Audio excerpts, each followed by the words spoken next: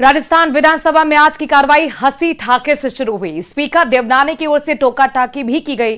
दरअसल कार्रवाई शुरू होते ही विधायक रेवंत राम डागा ने राम राम किया तो देवनानी ने उन्हें टोकते हुए कहा कि आप प्रश्न पूछिए। राम राम हो गई, जिस पर सभी सदस्य हंस पड़े। तो वहीं इसके बाद डांगा के प्रश्न संख्या 420 बोलने पर भी सभी सदस्य दोबारा हंस पड़े। राम राम साहब, आप तो प्रश्न पूछो। अभी राम राम हो गई अपनी, उसके बाद करेंगे दिन सबसे पहले होली की सभी को शुभकामनाएं। मेरे आदरणीय आदर्श बड़े को प्रश्न पूछो ना, छोटों को राम राम साहब। प्रश्न पूछो। प्रश्न संख्या 420। माननीय मंत्री जी विराजो विराजो।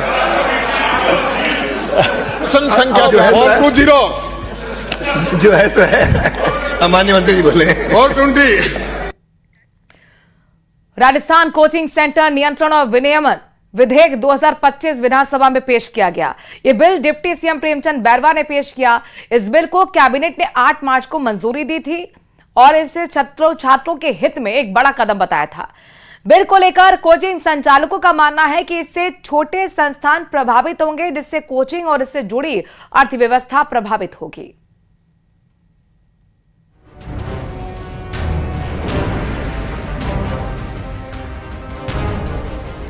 कोचिंग सेंटर्स पर नकेल कसने की तैयारी। राजस्थान कोचिंग सेंटर नियंत्रण और विनियमन विधेयक 2025 पेश। बिल लागू होने से पहले कोचिंग संचालक आशंकित। कांग्रेस बोली निर्देश लागू नहीं होंगे तो लाभ नहीं। प्रदेश में कोचिंग स्टूडेंट्स की आत्महत्या रोकने और कोचिंग सेंटर्स पर कंट्रोल करने के लिए विधानसभा में बिल पेश हो गया है। इस बिल को मौजूदा सत्र में ही बहस के बाद पारित करवाया जाएगा। डिप्टी सीएम और उच्च शिक्षा मंत्री डॉक्टर प्रेमचंद बैरवा ने बुधवार को राजस्थान कोचिंग सेंटर नियंत्रण और विनियमन विधेयक 2025 को सदन में रखा। कोचिंग सेंटर पर कंट्रोल करने वाले इस बिल में नियमों के उल्लंघन पर कड़ी कार्रवाई का प्रावधान है। कोचिंग सेंटर्स को सरकार के नियमों का पालन करना होगा। 50 या इससे ज्यादा छात्रों वाले कोचिंग सेंटर्स बिल के दायरे में आएंगे। प्रत्येक कोचिंग संस्थान का पंजीकरण अनिवार्य कर दिया जाएगा। इतना ही नहीं, कोचिंग सेंटर्स की निगरानी के लिए नई अथॉरिटी बनाई जाएगी। हर जिले में जिला मजिस्ट्रेट की अध्यक्षता में एक कमेटी बनाई जाएगी। अथॉरिटी और जिले की कमेटी कोचिंग सेंटर्स पर नजर रखेगी। विधेयक का उद्देश्य कोचिंग छात्रों की सुरक्षा को सुनिश्चित करना है। कोचिंग सेंटर्स की व्यवस्था को पारदर्शी बनाने के लिए पोर्टल बनेगा। साथ ही छात्रों की काउंसलिंग के लिए हेल्पलाइन भी शुरू की जाएगी। जहां बीजेपी ने बिल की तारीफ करते हुए इसे अच्छा कदम बताया है, तो वहीं कांग्रेस ने कहा कि जब तक गाइडलाइंस अच्छे से लागू नहीं की जाती तब तक कोई फायदा नहीं होगा। कानून बनने के बाद राजस्थान में कोचिंग संस्थानों की जो मनमानी है उसके ऊपर लगाम लगेगी। 50 से ऊपर के छात्रों की संख्या के जो कोचिंग सेंटर्स है उनके ऊपर ये लागू होगा और इसके लिए एक अथॉरिटी बनाई जाएगी जो राजस्थान के शिक्षा सचिव की अध्यक्षता में काम करेगी और उससे सुनिश्चित करेगी सरकार कि राजस्थान में कोचिंग संस्थानों की मनमानी नहीं चले, अवैध फीस वसूली का खेल नहीं चले और छात्रों के ऊपर अनावश्यक दबाव नहीं बनाया जा सके। 16 साल के जो बच्चे हैं उनको पहले कोचिंग के अंदर प्रावधान ड्राफ्ट में है, उसके अंदर नहीं था कि वो कोचिंग करेंगे, उन पे रोक रहेगी। लेकिन अब सरकार उसको वापस करके तो फिर वही बच्चों पे एक बटन डालने वाला काम कर रही है। ऐसा लग रहा है जैसे सरकार ने कोचिंग संस्थानों से मिली भगत करके वापस छूट देने की तैयारी कर ली है, जो कि मैं समझता हूँ छोटे बच्चों का, जब आप बालिग से भी छोटे बच्चे हैं वो बालिग ही नहीं हुए, इतना भारी आप उन पे प्रेशर डाल रहे हो। इस बिल को लेकर कोचिंग इंस्टीट्यूट संचालकों की मिली जुली प्रतिक्रिया देखने को मिल रही है। कुछ संचालकों का मानना है कि सरकार के कोचिंग सेंटर बिल से कोचिंग इंस्टीट्यूट पर इसका प्रभाव पड़ेगा। वहीं कई कोचिंग संचालकों का यह भी कहना है कि सरकार ने जो नियम बनाए वे बच्चों की सहूलियत के लिए बनाए गए हैं। 16 वर्ष से कम उम्र के बच्चे कोचिंग में एडमिशन नहीं ले सकते। ये तो जबरदस्ती का मनमाना सा एक कह सकते कि सरकार ने आदेश देने की कोशिश कर रही है। आप बताइए, फिर तो हम एक तरीके से नए टाइप का अवसाद क्रिएट कर देंगे हम कौन होते हैं कि जो ये पुश करें कि नहीं आपका बच्चा फिजिक्स, केमिस्ट्री, मैथमेटिक्स या बायोलॉजी को डिटेल में नहीं पढ़ सकता है। फिर तो कल यही बातें होगी कि कोई बच्चा डांस क्लासेस कर रहा है, उसकी एक्स्ट्रा कोचिंग कर रहा है, कोई बच्चा क्रिकेट की एक्स्ट्रा कोचिंग कर रहा है, उनको भी आप रोक दीजिए, वो भी तो कोचिंग इंस्टीट्यूट ही है।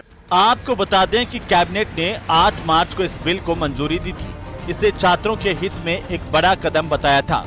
अब जब ये विधेयक विधानसभा में पेश हो गया है, तो ऐसे में उम्मीद है कि इस बिल के लागू होने के बाद कोचिंग संस्थानों की मनमानी पर अंकुश लगाने में सरकार को कामयाबी मिलेगी। न्यूज़ 18 राजस्थान के लिए जयपुर से सुधीर शर्मा और अरबाज अहमद की रिपोर्ट। और इस बीच एक बड़ी खबर है, ब्रेकिंग न्यूज राजस्थान कांग्रेस से जुड़ी हुई है। दरअसल दिल्ली में कांग्रेस हाईकमान जिलाध्यक्षों के साथ 3 दिन तक मंथन करेंगे। राजस्थान के जिलाध्यक्षों से भी राहुल गांधी और मल्लिकार्जुन खड़गे चर्चा करेंगे। राजस्थान के जिला अध्यक्षों से आखिरी दिन चर्चा होगी। 3 अप्रैल को दिल्ली बुलाया गया है राजस्थान के जिला अध्यक्षों को।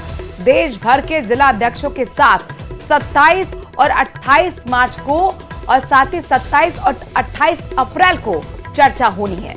आपको बता दें कि राजस्थान में लगातार कांग्रेस को मजबूत करने को लेकर नए नए कदम उठाए जा रहे हैं और इसी दिशा में ये महत्वपूर्ण कदम है जिसमें अब कांग्रेस के जिलाध्यक्षों की हाई कमान के साथ बैठक होनी है। 3 दिन तक मंथन चलेगा जिसमें राहुल गांधी और मल्लिकार्जुन खड़गे राजस्थान के सभी जिला अध्यक्षों से मुलाकात करेंगे और संगठन की मजबूती पर चर्चा करेंगे। ब्लॉक स्तर तक कैसे कांग्रेस को मजबूत किया जाए, इसको लेकर कमर कांग्रेस ने कस ली है। जिस तरीके से हार का सामना चाहे वो विधानसभा के चुनाव अलग अलग राज्यों में हुए हो या फिर राजस्थान के अंदर उपचुनाव में हुआ हो, इसके बाद अब राजस्थान में कैसे कांग्रेस को मजबूत खड़ा करना है, एक नया संगठन तैयार करना है जो सत्ता पक्ष के साथ दो हाथ कर सके, उसको लेकर अब कवायदें शुरू हो चुकी हैं। जयपुर से खबर आ रही है जहां पर पूर्व मंत्री प्रताप सिंह खाचरियावास का एक बड़ा बयान सामने आया है। कहा कि हमने वाटर हार्वेस्टिंग योजना लागू की थी, बीजेपी सरकार को भी लागू करनी चाहिए। भ्रष्टाचार रोकने के लिए वाटर हार्वेस्टिंग करें।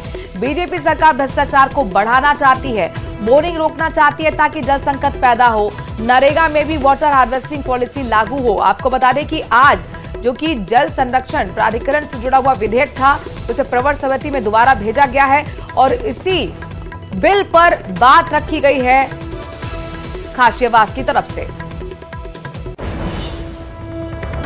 पूरे राजस्थान में बोरिंग बंद करना चाहती है। राजस्थान सरकार ने कह दिया कोई भी बोरिंग करेगा पानी के लिए तो हम उसको 6 महीने के लिए जेल भेज देंगे। आप पानी दे नहीं पा रहे, बिजली दे नहीं पा रहे और अब आप पानी के लिए जेल भेज दोगे, तानाशाही नहीं है। राजस्थान में जो कांग्रेस की सरकार थी हमने बोरिंग से रोक हटाई क्योंकि पानी की सबको जरूरत पड़ती है, पानी सबको चाहिए। इसीलिए हमने कहा कि आप बोरिंग कर सकते हैं, जिसको भी जरूरत है वो बोरिंग करे। यदि आपको पानी लग रहा है कि नीचे जा रहा है पानी और आप प्रकृति से भगवान से बड़े हो गए तो बीजेपी के लोगों आप वाटर हार्वेस्टिंग करो ना ईमानदारी से। हमने पूरे जयपुर में वाटर हार्वेस्टिंग पॉलिसी लागू की, पूरे राजस्थान में लागू की और भूजल स्तर बढ़ा। तो आप भी वाटर हार्वेस्टिंग के लिए हजारों करोड़ रुपए खर्च करो, जगह जगह वाटर हार्वेस्टिंग कराओ, भूजल स्तर ऊपर आ जाएगा। आपने तो क्या इंस्पेक्टर राज लागू कर दिया। अब बोरिंग कोई करेगा तो आप उसको जेल भेज दोगे, डराओगे। चलिए खबरों में आगे बढ़ रहे। लाउड स्पीकर से शुरू हुई बयानबाजी अब जान के खतरे तक पहुंच चुकी है। गोविंद सिंह डोटासरा के बाल मुकुंद आचार्य को सुरक्षा देने वाले बयान पर अब पलटवार किया गया है। विधायक बाल मुकुंद आचार्य ने कांग्रेस प्रदेश अध्यक्ष डोटासरा पर उनकी हत्या की साजिश रचने के गंभीर आरोप लगा दिए हैं।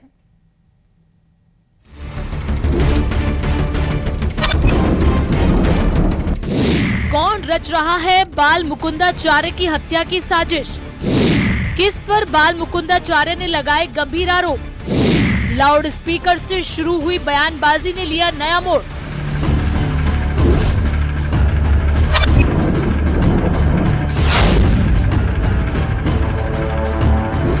राजस्थान में तेज लाउड स्पीकर पर शुरू हुई राजनीति अब अलग ही दिशा में जा रही है। पहले लाउड स्पीकर पर दिया गया बाल मुकुंदाचार्य का बयान वायरल हुआ, जिसके बाद कांग्रेस प्रदेश अध्यक्ष गोविंद सिंह डोटासरा ने उनकी सुरक्षा को लेकर एक बयान दिया। पूरी कहानी आपको बताएंगे, उससे पहले गोविंद सिंह डोटासरा का वो बयान सुनिए, जिसके बाद हवा महल से बीजेपी विधायक बाल मुकुंदाचार्य ने उन पर इतना गंभीर आरोप लगाया। और वो तो नफरत फैलाने का काम कर रहे हैं। भगवान करे, मालिक करे, ईश्वर करे कि वो सुरक्षित रहें और उनके कोई बढ़ाना हो तो बढ़ाना चाहिए, एस्कोर्ट बढ़ा देनी चाहिए, क्योंकि जो हरकतें वो कर रहे हैं पता नहीं कब किसका क्या दिमाग गिर जाए। इसलिए मैं तो कहना चाहूंगा डीजीपी से और गृह मंत्री जी से, मुख्यमंत्री जी से कि उनकी सुरक्षा बढ़ा दीजिए या फिर डॉक्टर का इलाज करवाइए डॉक्टर से। जी हाँ, ये वही बयान है जिसके बाद बाल मुकुंदाचार्य आग बबूला हो गए। उन्होंने गोविंद सिंह डोटासरा पर उनकी हत्या की साजिश रचने का आरोप लगाया। उन्होंने कहा कि डोटासरा ने या तो मेरी कहीं सुपारी दे दी है या उन्होंने किसी को मुझे मारने के लिए उकसाया है। कल जो एक उनकी प्रेस वार्ता में जो उन्होंने कहा कि मेरी सुरक्षा बढ़ा देनी चाहिए, तो एक प्रकार से उन्होंने धमकी भी दी है और मुझे ऐसा लगता है किसी विशेष समुदाय को उकसाया भी है। और मुझे ऐसा लगता है कि कहीं ना कहीं डोटासरा जी ने मुझको दुर्घटना करवाने का, मेरी हत्या की कोई साजिश, कोई षड्यंत्र रचा है और इसीलिए उन्होंने पहले से आगाह कर दिया है। यानी उन्होंने धमकी भी दी है, आगाह भी किया है और ये भी कह दिया कि सुरक्षा बढ़ा देनी चाहिए, नहीं तो मेरे साथ दुर्घटना घटेगी। तो यानी मेरे को कल को कुछ भी होता है, पूरी जिम्मेदारी कांग्रेस के प्रदेश अध्यक्ष आदरणीय गोविंद सिंह डोटासरा साहब की होगी। दरअसल रविवार को दिया गया बाल मुकुंदाचार्य का वो बयान वायरल हो गया था जिसमें उन्होंने लाउड स्पीकर की तेज आवाज पर सवाल उठाया था, खास तौर पर दिन में 5 बार होने वाली अजान के लाउड स्पीकर पर। सोशल मीडिया पर वायरल इस वीडियो में वो वकीलों से इस समस्या का समाधान ढूंढने की बात कर रहे थे। अब वीडियो वायरल हुआ तो विपक्ष भी हमलावर हो गया। गोविंद सिंह डोटासरा के कमेंट पर बाल मुकुंदाचार्य तो नाराज है ही, कैबिनेट मंत्री मदन दिलावर ने भी गंभीर आरोप लगाया। जिस प्रकार का बयान है गोविंद सिंह जी डोटासरा का, मुझे लगता है कि आतंकवादियों को जैसे कोई हायर कर लिया हो और उनको उकसा रहे हो बाल मुकुंदाचार्य जी की हत्या करने के लिए, जो ठीक नहीं है। सरकार को और हमारी जो एजेंसीज है उनको गोविंद सिंह डोटासरा से पूछताछ करना चाहिए कि आखिर में तुम्हारा मकसद क्या है, उद्देश्य क्या है, क्यों कहना चाहते हो ऐसा, क्योंकि इससे तो आतंकवादी उकस सकते हैं और तो नहीं उकसाने में आएंगे। तो इन सब की देर सवेर और डोटासरा इससे पूछताछ जरूर होना चाहिए। बाल मुकुंदाचार्य पर हिंदू मुस्लिम के बीच खाई पैदा करने का आरोप लगाने वाला विपक्ष अक्सर अभिव्यक्ति की आजादी की वकालत करता है। इसी अभिव्यक्ति की आड़ में भावनाओं को आहत करने वाले बयान विपक्ष के गलियारों से निकलते रहे हैं। ऐसे में अगर विधायक बाल मुकुंदाचार्य लाउड स्पीकर पर अपनी राय रख रहे हैं तो वो फिर धर्म विशेष के खिलाफ कैसे हो गई? क्या अभिव्यक्ति की आजादी का अधिकार सिर्फ विपक्षी पार्टियों के पास है, सत्ता पक्ष के पास नहीं? Bureau report, news 18 Rajasthan.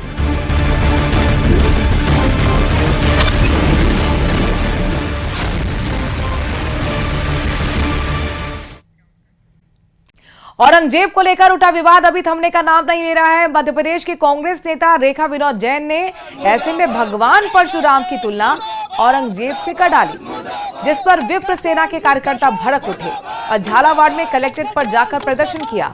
Congress नेता रेखा जैन का पुतला फूंका गया, राज्यपाल के नाम एसडीएम को ज्ञापन सौंपा गया। कांग्रेस नेता रेखा विनोद जैन के खिलाफ कठोर कार्रवाई की मांग की गई है। मतलब भारत में हर महिला का सम्मान होता है ना, लेकिन उसमें एक ओछी राजनीति करते हुए या ओछी पब्लिसिटी के लिए भगवान परशुराम जो हमारे सभी के आराध्य हैं, वो सिर्फ ब्राह्मण समाज के नहीं बल्कि समस्त हिंदू समाज के आराध्य हैं। और परशुराम जी को उन्होंने औरंगजेब से तुलना करी है ना। औरंगजेब एक क्रूर था, उसने हिंदू समाज को और हिंदुत्व को खत्म करने के लिए कत्लेआम मचाया, जबकि परशुराम जी ने तो मानवता की सेवा के लिए, अगर हिंसा भी की तो मानवता की सेवा के लिए की। और इसी के साथ हमारे लिए वक्त थोड़े से ब्रेक का है। ब्रेक के उस पार आपको दिखाएंगे 30 मिनट में राजस्थान की हर एक खबर फटाफट अंदाज।